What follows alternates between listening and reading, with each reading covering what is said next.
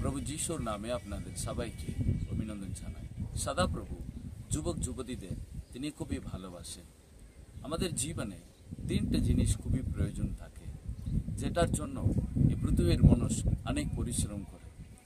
সেটা হচ্ছে জ্ঞান, প্রজ্ঞা এবং সুখ। এই তিনটে জিনিসটাই মানুষের জীবনে এই পৃথিবীতে খুবই প্রয়োজন থাকে।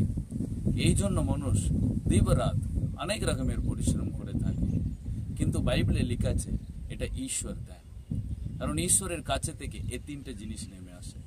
কিন্তু প্রভু কাকে দেয়?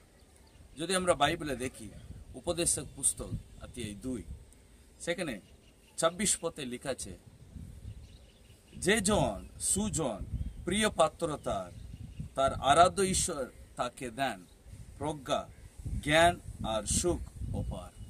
সো ঈশ্বরের কাছে থেকে তিনটে জিনিস আসে, সো প্রভুই দেন, কারণ প্রভু সব আশীর্বাদের আর উৎস, তিনি আমাদেরকে সেইগুলো দেন।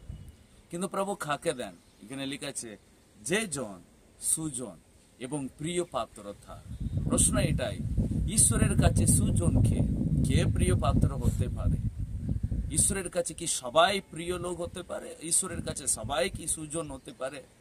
বাইবেলে যদি আমরা দেখি, সুজন যে জন ঈশ্বরের কাছে গিয়ে বলে যে আমি একজন সাহায্যহীন, আমি একজন দুর্বল, প্রভু আমাকে তুমি সাহায্য করো, যে নিজেকে নম্র করে, সে হচ্ছে প্রভুর দৃষ্টিতে সুজন।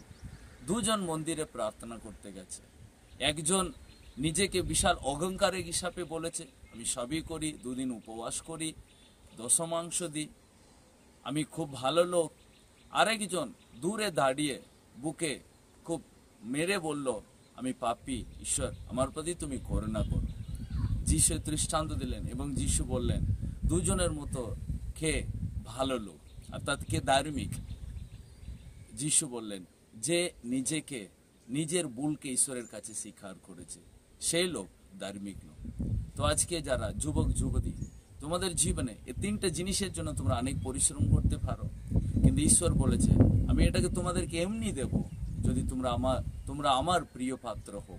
হ্যাঁ, আজকে আমরা নিজের দুর্বলতাকে ঈশ্বরের কাছে স্বীকার করব, ঈশ্বরের কাছে সে হচ্ছে প্রিয় পাত্র এবং ঈশ্বর তাকে সবকিছু দিয়ে দেন। তাই আজকে এই বাক্য আপনাদের জীবনে অনেক অনেক আশীর্বাদ নিয়ে আসে। God bless you.